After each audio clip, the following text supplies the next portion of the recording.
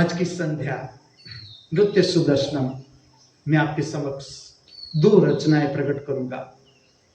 एक रचना है यारा सिली सिली बिरहा की रात का जलना, और शब्द नहीं है, कंठ का सामर्थ्य है गाना। देखो गाता हूं, यारा सिली सिली बिरहा की रात का ढलना, ये भी कोई जीना है, ये भी कोई मरना, यारा सिली सी। इसमें मैं अभिव्यक्त कर रहा हूं विषाद।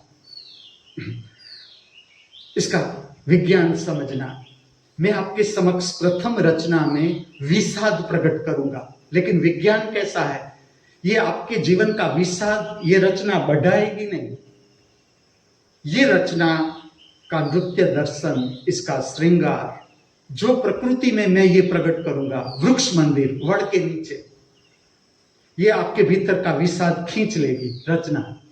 मैं प्रकट कर रहा हूं विषाद, इस तरह से प्रकट कर रहा हूं वृद्धत्व, कि जैसे जैसे जीवन आगे जाता है, जैसे जैसे जीवन आगे जाता है, कौन रहता है हमारे साथ, कौन रहता है, कौन साथी संगाती, किसके साथ रहा, न पति न पत्नी, न प्रेसी न प्रेमी, न भाई न बहन, न मां न बाप।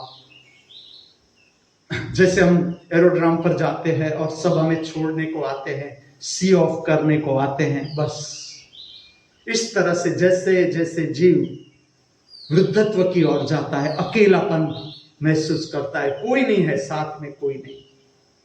ये मैं तुम्हें नृत्य में अभिव्यक्त करके दिखाऊंगा। हर मनुष्य का विषाद, हर मनुष्य के भीतर का विषाद, उसने अभी तक जाना है, नहीं जाना है तो आगे जानेगा, क्योंकि ये तो यात्रा है जीवन की। इस तरह से अरेंजमेंट है, इस तरह से कि तुम्हें यही रास्ते से निकलना है और कोई रास्ता ही नहीं है।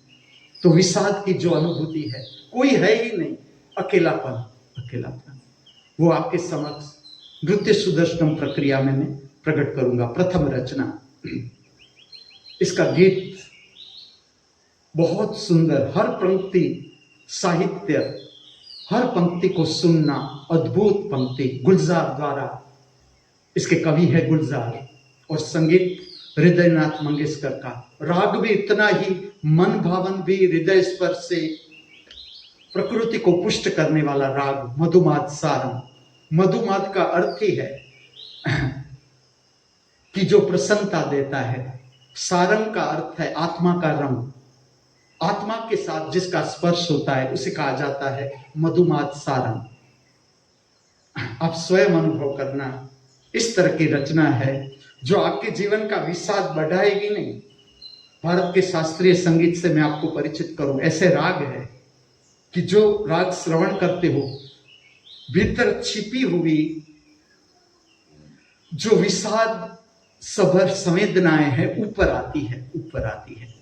ये राग ऊपर लाता है, दूर करता है, निष्कासित करता है तुम्हारे हृदय से। तो प्रथम रचना का विज्ञान ऐसा है कि विषाद आप अनुभव करना, आप क्या अनुभव करते हो, इसका सेंटर है विषाद, और जीवन का आगे जाना और मृत्यु के पास आना, जीव का जब कोई नहीं रहता साथ में, कोई नहीं रहता, आगे की यात्रा पूरी अकेली, कोई साथ में नहीं, ये विषाद इस गीत में प्रकट किया है। दूसरी रचना है उसी फिल्म की, ये लेकिन फिल्म से है, इसमें भी इसका फिल्मीकरण बहुत अद्भुत, सुंदर, हृदय स्पर्शी। दूसरी रचना है केसरिया बालमा हो जी, बावरी बोले लोग रे, बावरी बोले लोग।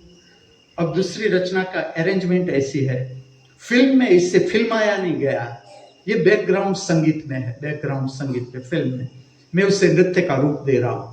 जो पहली रचना है वो भावात्मक है, दूसरी रचना में भी भाव तो है ही, साथ में शरीर की गति है, नृत्य है, जो आपके भीतर प्रसन्नता प्रकट करता है, आपके भीतर प्रसन्नता प्रकट करता है।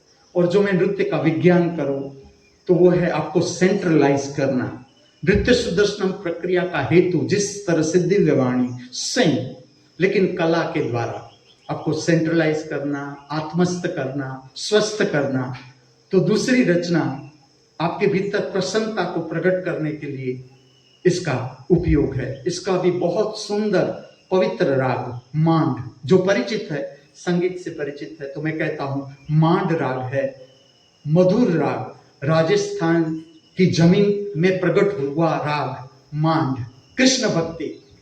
मांड राग में कृष्ण के अनेक भजन और राजस्थान की भूमि से ये राग प्रकट हुआ, ये भी आपको कह दूं।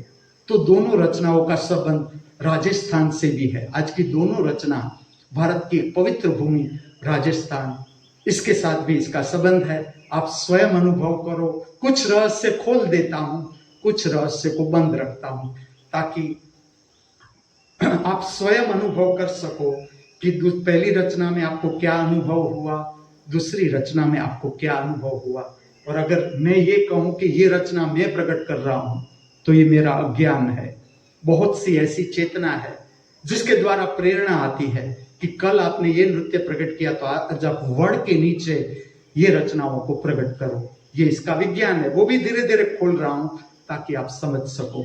अपने श्रृंगार आपके ऊपर छोड़ूंगा, आप दर्शन भी कर सकते हो कि आज का इसका श्रृंगार क्या होगा, इसका, और इसका मैं रहस्य भी बताऊं। कोई जिज्ञासा नहीं करनी है, आपको शांत रहना है, शांत। अगर मैं आपको प्रश्न पूछूं कि आज का श्रृंगार क्या होगा आपकी दृष्टि से, मैं वृद्धत्व प्रकट करने को जा रहा हूं, तो किस तरह के वस्त्र होंगे, किस तरह का श्रृंगार होगा, इसका भी, इसमें जो श्रृंगार है इस तरह से है कि मैं प्रकट करने को जा रहा हूं वृद्धत्व, फिर भी कुछ श्रृंगार है शरीर पर, ये दिखाती है वृद्धत्व के साथ साथ सब इच्छा चली नहीं गई, कुछ इच्छाएं रह गई, कुछ इच्छाएं रह गई। ये श्रृंगार के द्वारा प्रकट होती है नृत्य में। ये इसका प्रकट करने का विज्ञान है। इस तरह से नृत्य को प्रकट किया जाता है। तो आज की दो रचना, पहली मधुमात सारंग जो आपके हृदय से विषाद को खींचती है, और दूसरी रचना इसका राग मांड जो आपको प्रसन्नता देती है। अब आप स्वयं अनुभव करो।